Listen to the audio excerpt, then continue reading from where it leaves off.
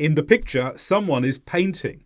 And someone might ask them, have you finished decorating? And the answer is not yet. But in fast, informal English conversation, we may not say, have you at all. And instead simply say, finished decorating? Not yet. Now, why is this? It's because in present perfect questions containing you, we can omit have you or has you and simply start with the past participle. In this video, I'm going to go through 12 common English grammar rules, which are crucial if you're writing, but only optional in English conversations. And these all come from my free PDF, 100 English Conversation Rules Explained. And you can get your PDF from englishwithrupert.com for free. Let's look at another one.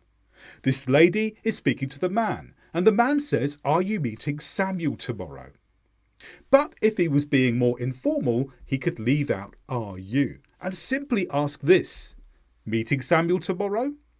And this is because when you use the present continuous in question form with you can leave out are you. And this is because you can start with the present participle form, meet followed by ing.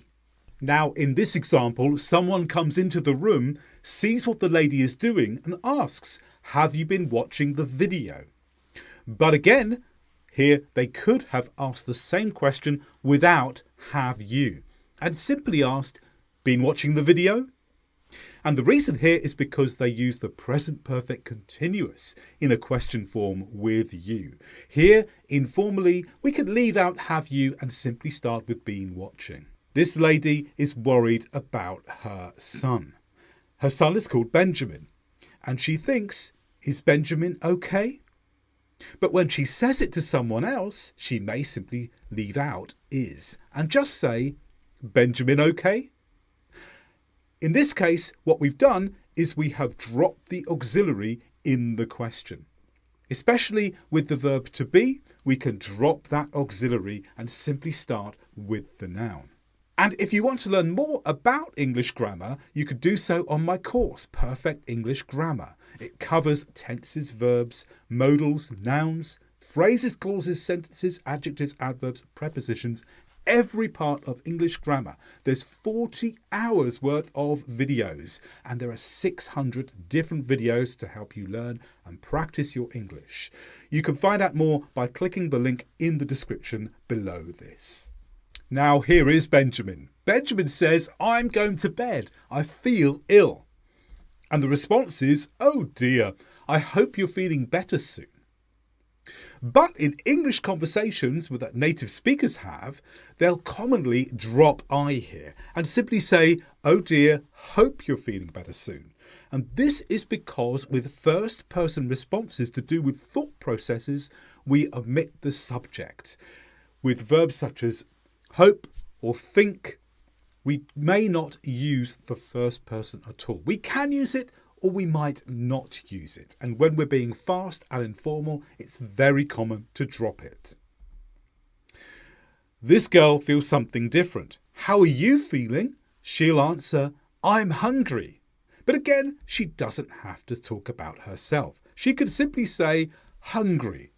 And the rule here is with to be followed by a complement, then we don't have to include the first two parts, the subject and the verb to be. We can go straight to the complement.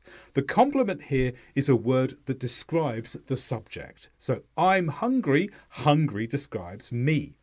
We can leave that out and simply go straight for hungry in fast informal conversations. Here's another one. If you go into this room, you might ask, where is the television? And the answer obviously is in the lounge. But we don't have to say in the lounge in the response. We could simply say lounge without in or the. When we have a response starting with a preposition, we can omit the preposition and the article that comes afterwards and simply go straight to the noun. This is very informal. Or alternatively, you can keep the article and the noun and say the lounge. Where is the television? The lounge. So here you delete the preposition, but you say the article and the noun if you want to be quick and informal. Now, this is a cue or a line, as some people call it. Often, when you have a queue, there's someone in charge who is ordering you about what to do. Perhaps they say this: children, stand over there. That's quite normal. But we could also get rid of the verb here if it's not essential for meaning and simply say, children, over there. The intention is that they will simply move into the right spot. We can omit stand because it's obvious that they're going to be standing. It's not a necessary word to use. So the rule here is we omit the imperative verb. Now, this man has a problem. Someone asks him, is your back hurting? And he replies, no, it's my neck. But in fast English conversations, he's likely to leave these words out and instead say, back hurting? And the response, no, neck. So what's happened here? The possessive pronouns your and my have been left out. When it's obvious to the people speaking who they're referring to, they don't have to use these words. When one person asks someone else a question, it's obviously referring to you or your. And the response is obviously going to be I or my. When these words are obvious, they can be omitted with no loss of meaning. What do you think of this day? It looks nice, doesn't it? There aren't any clouds this morning. And someone may respond, yeah, it looks like a sunny day. Or they simply could leave out it and go straight for this. Yeah, looks like a sunny day. And this is absolutely fine in conversational English. And that's because we can omit it. When it means the situation. What does it mean in that first sentence? It looks like a sunny day.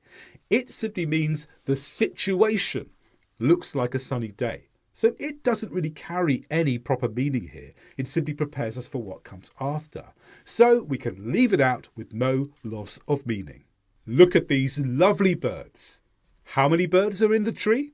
There are 4 birds, I think. 1, 2, 3, 4. But if we're speaking quickly, we could simply leave out there are and just reply like this. 4 birds, I think. And the reason is because we can omit there is or there are when we're giving fast responses. There is simply means this exists. There are the same. So again, they don't carry any substantial meaning. By leaving them out and going straight for the answer, we still get the message across. And because of that, in English conversations, we often leave them out.